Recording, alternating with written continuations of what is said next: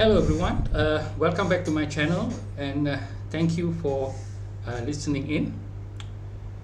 Now, we know that today there was a Himpunan Turun-Anwar Rally, and in this video I would like to suggest that will this Turun-Anwar Rally actually ensure that Anwar-Naik for a second term?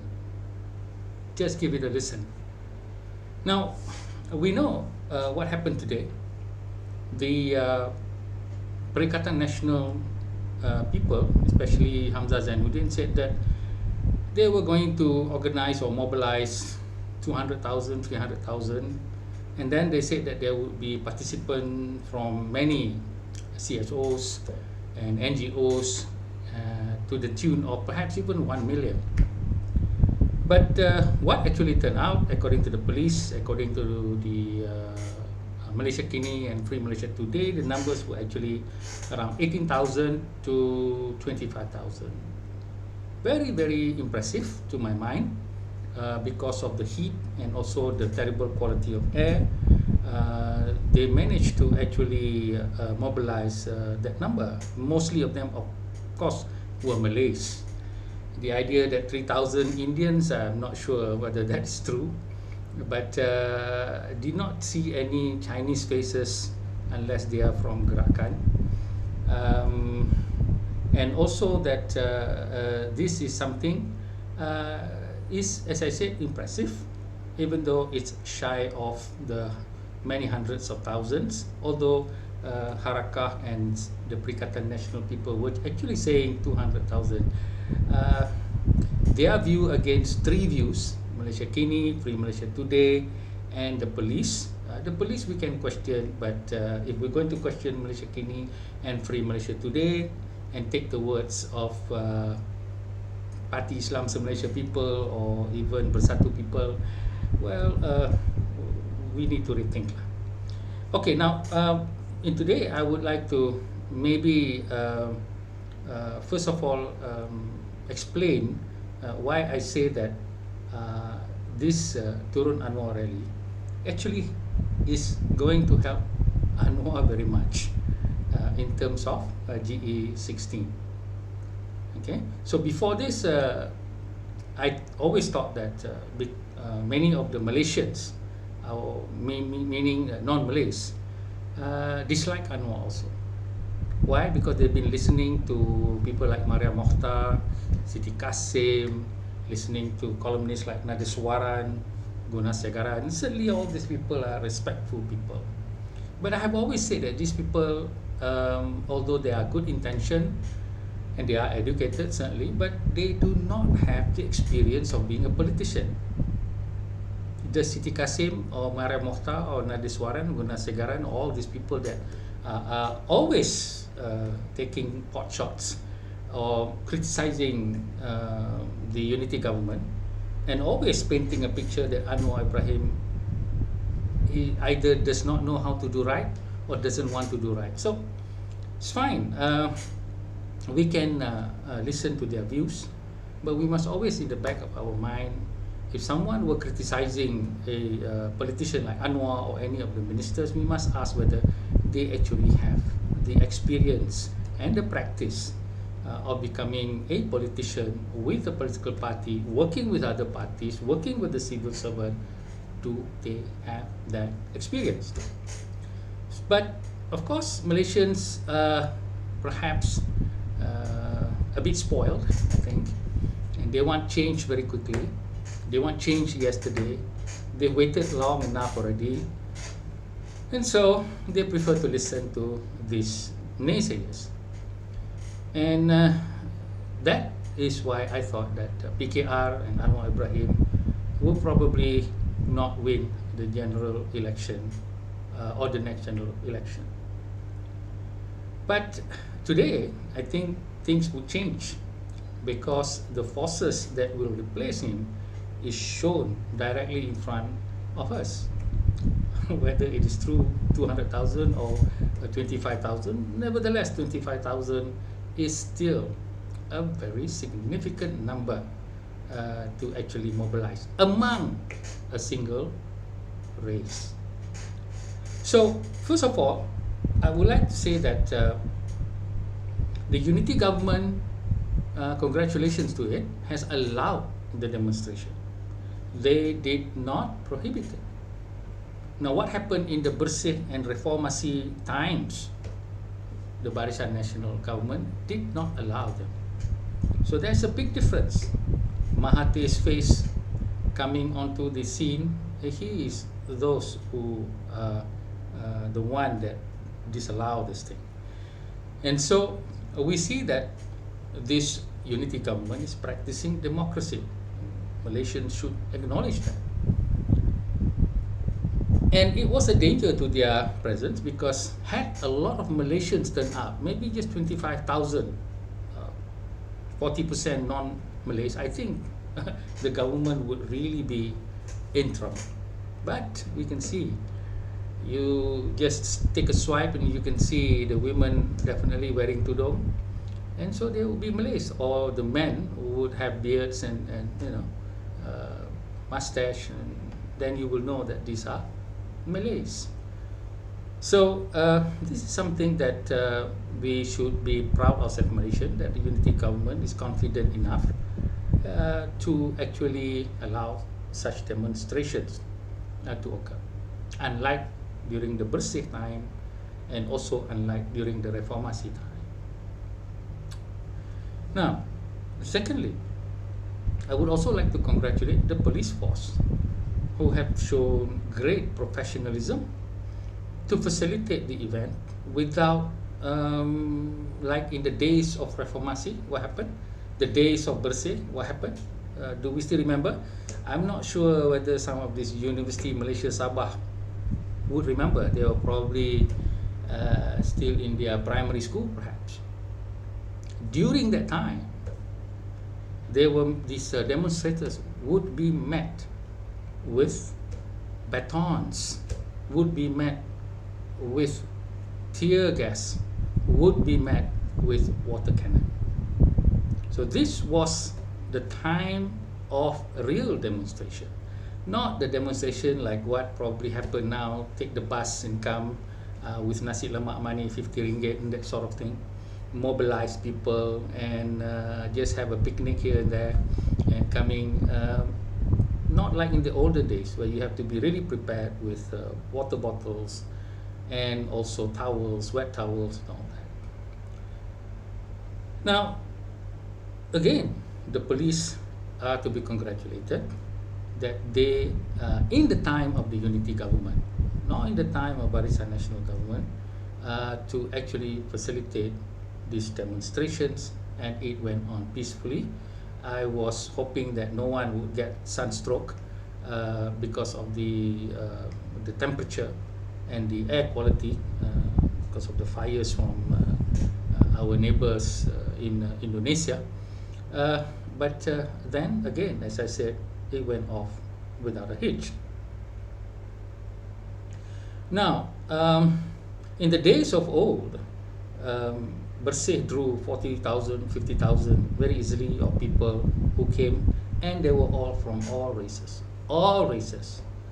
and that's where the government became shaken. And this time, well, it may have a different effect because it's a single race most of the time, even though claimed by Gerakan and some Indian leaders that Indians are fed up and all that. It's fine. If the Indians are fed up, they are welcome to them being fed up. But I didn't see that many in a lot of photographs and pictures and videos that I have viewed. So, congratulations again to the unity government for allowing it, and for the police to be behaving professionally. The third thing is that we must congratulate Perikatan Nasional for being able to mobilize such a show of force. This is very impressive because before that it's only 300, and now they show the Malaysians we can mobilize 25,000. Now this is a slap to UMNO because Perikatan Nasional is a Malay entity, and perhaps UMNO wants to take up this challenge, because UMNO has been very quiet about, because, well, it's Turun-Anwar, it's not Turun-UMNO. Okay, so they think that, well, this is just about Anwar, and UMNO, of course, have two, possibly two wives. They can go with PH, they can go with PN, you know, they're free to choose. So, will Akmal Saleh and Zahid Hamidi answer this Malay force? Will they truly show Malaysia who holds the Malay hearts? Will they let Perikatan Nasional tell Malaysia, hey, we are the one who hold the Malays? That will remain to be seen. So the fourth thing that I want to congratulate is to all the Malaysians who actually did not turn up to this rally wearing black t-shirts. They stayed away, and that is something very significant. They let it to be what it is originally, a Malay event, wanting to turn back the clock, wanting not to change status quo, wanting the idea of what Mahathir said, that Malaysia belongs only to Malays. And what PAS wants is that Malaysia ruled by Malay clerics in their way of interpreting the Quran. So this is an event that is very significant. If it is not answered by another moderate Malay group, then maybe something bad will happen. And so, taking all this into considerations, we see that, or I see, that a lot of the non-Malays who before this were very much against Anwar Ibrahim, very much against, well, they were not against unity government, they're just against Anwar Ibrahim. And they were also against Zahid Hamidi and UMNO, even though UMNO seems a bit more moderate now, not voicing out extreme statement, unless it's of course Akmal Saleh. Akmal Saleh has a license to actually speak like that for his own purpose and also other strategic reasons. And so I think that non-Malays now should look at the reality of politics, that Anwar Ibrahim is being faced, not just Anwar Ibrahim, it's Pakatan Harapan. Even if Pakatan Harapan wins two-third majority in the next general election, they will still face the same boss. Even if UMNO is with Pakatan Harapan, the same force still exists. The force is not just about politicians, it's also about the Malays themselves. And so far there is no Malay intellectual group that I've been trying to find in order to change the mindset of Malays. And the reason why I cannot find Malay intellectuals, simply most of them are all conservative. There's only me and maybe one or two, and that's about it. And so there is the problem, ladies and gentlemen, my Malaysian friends. This is the reality. This 25,000, or according to Harakah, 200,000, I prefer the Harakah, because that would perhaps instill the reality of Malay politics, of conservatism and extremism that will be part of this country in the future. If we do not allow this experiment of enemies and also our hope, which is Pakatan Harapan, to actually work together, it has to happen this way. It cannot happen in any other way. As I said, even if Pakatan Harapan wins two-third majority, which is not a possibility at all, the same problem will still exist. We have a government that is slowly and surely trying to change, making the economy a bit better, making rights a bit better, making the freedom in a more context, what we call adab manner, but still free to speak. As opposed to the other side, with the question, will they change? Will they even want to change? And so far they have not. I have not seen any dialogues about what is academic freedom, what is the idea of arts in Islam, and also that is allowed. There is none. So this is where we are at, and I hope that Malaysians would look now in a different way to what we have, because as I had said previously before, everyone hated, most people hated what Anwar is doing or is trying to do, but who is there if he is not there to do the change? We will be faced with a group of people that will not want change at all. And this is the evidence that this kind of conservatism will rule this country. And the question here to us Malaysians is that, is this what we really want? So if something that we really want, we have to work for it. And what does work in terms of us? It is about being patient, giving the chance to change, facilitating, criticizing constructively, not destructively, and don't listen to anyone who criticize things that they have no knowledge about, no experience to show, no practice at all, but simply words and words and words.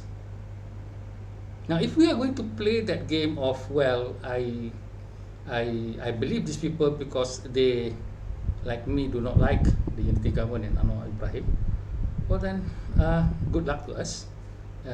As the genie said, when I said in the previous video that be careful what you wish for, you may actually get it. And I think we should really think through what we actually want, how we're going to achieve it, and what shall we pay for it, meaning with our patience and also with our conscience with regard to the idea of being respectful, being giving trust, as well as giving help when it is called, or when it is even not called for, because that is what we are. We are in our home, which is Malaysia, belongs to all of us, not to one race, regardless of whichever old man says. It belongs to us. And which do we have? Which one is the diamond in the rough, and which one is actually a grenade that will explode? Thank you. Hi everybody.